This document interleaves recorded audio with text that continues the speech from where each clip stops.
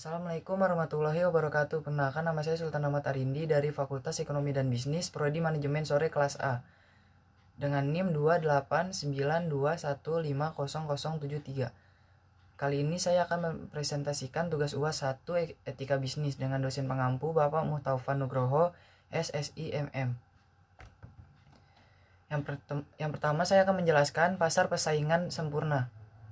Pasar persaingan sempurna adalah suatu sistem pasar di mana pembeli dan penjual hadir dalam jumlah banyak, namun tidak memiliki kemampuan atau kekuatan mengaruhi harga. Selain itu, para pelaku ekonomi di pasar persaingan sempurna juga sama-sama telah mengetahui kondisi dan memiliki informasi yang terkait dengan pasar. Tidak ada campur tangan dari pemerintah dalam pasar persaingan sempurna. Selanjutnya yaitu pasar bebas. Adam Smith yang sering dijuluki sebagai bapak ekonomi mengatakan bahwa pasar bebas sudah memberikan kebebasan pada masyarakat luas untuk bisa membuat dan melakukan kegiatan jual beli barang sesuka hati mereka. Selain itu, pasar bebas pun mampu membuka pasar hingga ke luar negeri dan melahirkan persaingan ekonomi yang lebih luas, yang mana setiap orang secara alami tentu akan lebih memilih barang dengan harga yang murah demi memperkaya dirinya sendiri tanpa adanya campur tangan pemerintah. Di sisi lain, David Ricardo menjelaskan bahwa pasar bebas adalah suatu kegiatan perdagangan luar negeri yang melibatkan lebih dari dua negara yang masing-masing diantaranya akan melakukan perdagangan tanpa ada masalah dari pihak pemerintah. Artinya, setiap masyarakat memiliki kebebasan dalam melakukan perdagangan antara negara tanpa hambatan dari pihak pemerintahnya masing-masing. Berikutnya yaitu tujuan pasar bebas. Meningkatkan pendapatan negara, yang kedua meningkatkan perekonomian negara, yang ketiga memperluas pasar, yang keempat memenuhi kebutuhan dalam negeri, dan yang terakhir adalah memperluas peluang transfer of teknologi. Selanjutnya yaitu manfaat pasar bebas. Beberapa manfaat yang didapat dari sistem perdagangan di pasar bebas antara lain, setiap orang lebih bebas mempunyai kekayaan dan mengolah sumber dayanya masing-masing. Yang kedua yaitu tingkat kreativitas setiap masyarakat lebih berkembang. Selanjutnya setiap produsen akan lebih dituntut untuk membuat produk yang berkualitas dalam persaingan yang ketat. Dan terakhir yaitu para pengusaha akan jadi lebih efektif, efisien, karena mereka akan bergerak atas dasar prinsip ekonominya masing-masing. Lalu kekurangan pasar bebas. Yang pertama terjadinya eksploitasi terhadap masyarakat berekonomi lemah yang dilakukan oleh para penguasa yang memiliki ekonomi kuat. Yang kedua terjadinya monopoli yang bisa berujung pada kerugian terhadap masyarakat. Lalu kesenjangan ekonomi yang signifikan antara golongan ekonomi yang kuat dan lemah. Yang terakhir yaitu perekonomian cenderung tidak stabil sehingga menimbulkan masalah dalam pasar. Contoh pasar bebas. Berikut beberapa contoh penerapan sistem pasar bebas di perdagangan internasional, yakni NAFTA, North America Free Trade Area, APEC, Asia Pacific Economic, EU, Eropa Union, MEA, Masyarakat Ekonomi Asia, dan CAFTA, China ASEAN Free Trade Area. Selanjutnya, pasar persaingan tidak sempurna. Pasar persaingan tidak sempurna merupakan suatu struktur pasar dalam ilmu ekonomi. Di sistem ini penjualan lebih memiliki kekuasaan dalam menentukan harga, sebab jumlah penjual lebih banyak daripada pembeli. Pesaing tidak sempurna merupakan struktur pasar dalam dunia perekonomian. Pasar ini tercipta karena pasar persaingan sempurna tidak berjalan dengan baik. Ciri-ciri pasar persaingan tidak sempurna. Yang pertama, ketidakseimbangan penjual dan pembeli. Alam pasar persaingan tidak sempurna. Hanya terdapat satu atau beberapa penjual yang jumlahnya lebih sedikit dari pembeli. Kondisi ini menyebabkan penjual lebih memiliki kuasa di pasar. Lalu yang kedua, penjual menentukan harga di pasar ini. Penjual lebih berkuasa dan hanya sedikit pihak yang mempengaruhi pasar. sehingga penjual bebas dalam menentukan harga. Kuasa ini memungkinkan perusahaan meraup keuntungan yang lebih besar. Yang ketiga yaitu sulit berpartisipasi industri pasar pesaing, tidak sempurna. Hanya mampu dijalankan hanya pada pihak tertentu karena cukup sulit bagi penjualan lain untuk berpartisipasi atau masuk dan memulai bisnis di pasar ini. Dan yang terakhir adalah tidak ada barang pengganti. Minimnya kebebasan untuk berpartisipasi dalam pasar membuat ketersediaan atas pengganti produk dengan fungsi dan manfaat yang sama sulit dicari. 5 bentuk pasar tidak sempurna. Monopoli, monopolistik, oligopoli, monopsoni, oligopsoni. Pasar monopoli hanya terdapat satu penjual yang mendominasi dan berkuasa. Penjual di pasar ini juga mampu menjadi penentu harga. Penguasa di pasar ini secara sengaja menjual produk yang tidak memiliki pengganti sehingga bisa dikatakan tidak ada pihak yang menyaingi. Lalu yang kedua, berikut ciri-ciri pasar monopoli. Yang pertama yaitu industri satu perusahaan. Yang kedua, tidak ada barang pengganti yang serupa. Yang ketiga, perusahaan lain sulit masuk ke dalam industri. Dan yang keempat, promosi iklan kurang dibutuhkan.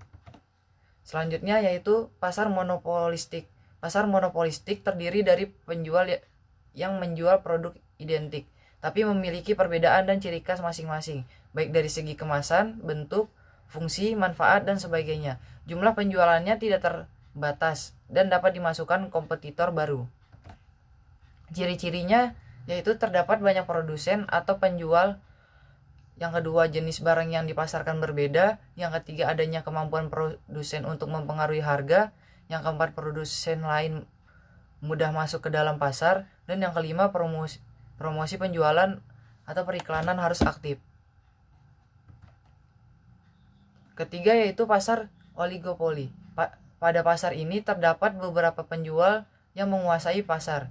Dalam sistem ini, kegiatan promosi masih diperlukan guna memperkenalkan produk yang menyaingi penjualan lain.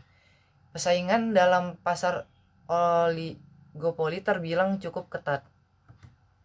Ciri-cirinya yaitu saling ketergantungan, iklan dan kampanye jadi instrumen kuat.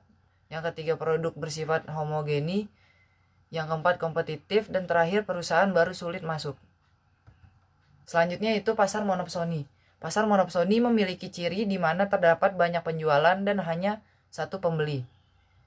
Kondisi ini membuat pembeli jauh lebih berkuasa dari penjual. Di pasar ini, harga produk lebih memungkinkan untuk disesuaikan dengan keinginan pembeli. Selain itu, kualitas produk juga terjamin, sebab penjual berusaha sebaik mungkin agar tidak kalah dengan penjual lain. Ciri-cirinya yaitu jumlah pembeli dan penjual tidak seimbang. Biasanya penjual berjumlah banyak namun hanya ada satu atau beberapa pembeli. Yang kedua, beberapa yang diperjualbelikan adalah barang mentah. Barang mentah tersebut nantinya akan dijual kembali oleh pihak lain. Yang ketiga, harga ditentukan oleh pembeli. Tidak jarang harga yang ditawarkan pembeli tidak sesuai dengan harapan penjual, namun akan tetapi diterima karena sulit untuk mendapatkan pembeli lain. Yang keempat, mendapatkan pendapatan tidak merata disebabkan oleh pembeli yang menentukan dan mempengaruhi harga. Pendapatan yang diterima oleh pelaku pasar monopsoni akan tidak seimbang karena kekuasaan yang tidak merata. Yang kelima, pasar oligopsoni. Pasar ini terdiri dari banyak penjual dan beberapa pembeli, di mana pembeli akan mengolah produk untuk kemudian dijual kembali. Rata-rata barang yang dijual merupakan barang mentah yang mesti diolah terlebih dahulu untuk memperoleh manfaatnya. Di pasar ini harga produk cenderung stabil dan lebih diutamakan oleh pembeli. Ciri-cirinya terdapat beberapa pembeli, umumnya pembeli adalah distributor, produknya adalah bahan mentah, harga produk cenderung stabil, jenis barang sedikit, dan pendapatan merata. Selanjutnya, etika konsumen, bisnis dan perlindungan konsumen. Di lingkungan masyarakat telah tumbuh etika bisnis, khususnya berkaitan dengan perlindungan konsumen, yang pada pokoknya telah cukup memberikan perlindungan kepada konsumen dari tindakan-tindakan pelaku bisnis atau pelaku usaha. Namun demikian, etika saja masih dianggap kurang tanpa hukum karena pemberlakuan etika perlu ditegakkan secara hukum.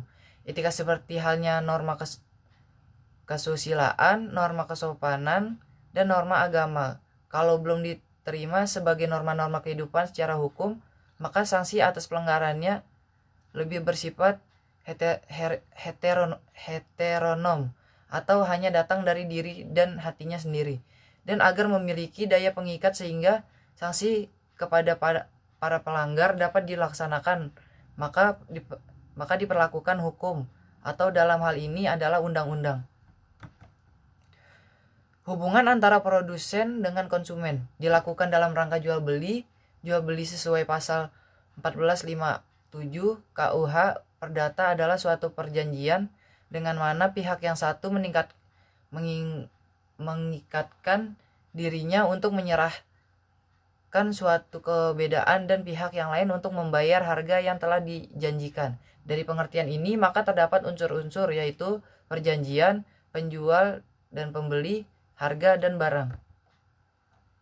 Etika periklanan. Apa itu etika periklanan? Secara umum, etika periklanan bisa diartikan sebagai kumpulan ketentuan normatif yang berkaitan dengan profesi serta usaha di bidang periklanan yang telah disepakati bersama, dengan hendaknya diterapkan dalam menjalankan usaha periklanan.